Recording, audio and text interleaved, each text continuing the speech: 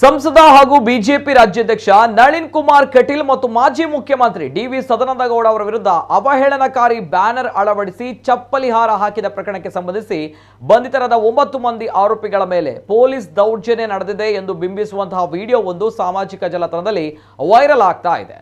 ಇದರ ಸತ್ಯಾಸತ್ಯತೆ ಅರಿಯಲು ವಿಚಾರಣೆ ನಡೆಸಲಾಗ್ತಾ ಇದೆ ಎಂದು ದಕ್ಷಿಣ ಕನ್ನಡ ಜಿಲ್ಲಾ ಪೊಲೀಸ್ ಪ್ರಕಟಣೆ ತಿಳಿಸಿದೆ. ಪುತ್ತೂರು ಕ್ಷೇತ್ರದಲ್ಲಿ ಬಿಜೆಪಿ ಅಭ್ಯರ್ಥಿ ಸೋತಿದ್ದು ಇದಕ್ಕೆ ನಳಿನ್ ಕುಮಾರ್ ಕಟೀಲ್ ಮತ್ತು ಡಿ.ವಿ. ಸದಾನಂದಗೌಡ ಅವರೇ ಕಾರಣ ಎಂಬಂತೆ ಬಿಂಬಿಸಿ ಅವಹೇಳನಕಾರಿ ಬ್ಯಾನರ್ ಅನ್ನು ಪುತ್ತೂರು ಬಸ್ ನಿಲ್ದಾಣದ ಬಳಿ ಪ್ರದರ್ಶಿಸಿ ಅದಕ್ಕೆ ಚಪ್ಪಲಿ ಹಾರ ಹಾಕಲಾಗಿತ್ತು. ಈ ಪ್ರಕರಣಕ್ಕೆ ಸಂಬಂಧಿಸಿ ಪುತ್ತೂರು ನಗರಸಭಾ ಆಯುಕ್ತ ಮಧು ಮನೋಹರ್ ಅವರು ನೀಡಿದ ದೂರಿನ ಹಿನ್ನೆಲೆ ಪುತ್ತೂರು ನಗರ ಪೊಲೀಸರು 9 ಮಂದಿಯನ್ನ ವಶಕ್ಕೆ ಪಡೆದಿದ್ರು.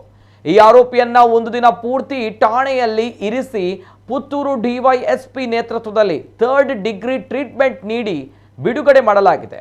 ಠಾಣೆಯಲ್ಲಿ ಆರೋಪಿಗಳ ಮೇಲೆ ಪೊಲೀಸ್ ದೌರ್ಜನ್ಯ ನಡೆದಿದ್ದು ಇದರಿಂದ ಬೆನ್ನು ಸೊಂಟದ ಹಿಂಭಾಗಕ್ಕೆ ಬಾಸುಂಡೆ ಬರುವಂತಹ ರೀತಿಯಲ್ಲಿ ಗಾಯಗಳಾಗಿವೆ ಎಂಬಂತೆ ಜಾಲತಾಣದಲ್ಲಿ ಸಚಿತ್ರ ವರದಿಯನ್ನ ವೈರಲ್ ಮಾಡಲಾಗಿದೆ. ಈ ಬಗ್ಗೆ ಸತ್ಯಾಂಶ ತಿಳಿದುಕೊಳ್ಳಲು ವಿಚಾರಣೆಯನ್ನ ಕೈಗೊಳ್ಳಲಾಗುವುದು ಎಂದು ಪೊಲೀಸ್ ಪ್ರಕಟಣೆ ಕೂಡ ತಿಳಿಸಿದೆ.